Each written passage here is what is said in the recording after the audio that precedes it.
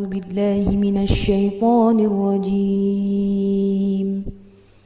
بسم الله الرحمن الرحيم.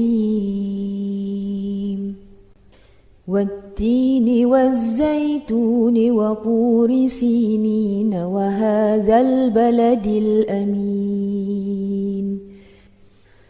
لقد خلقنا الإنسان في أحسن تقويم ثم رددناه أسفل سافلين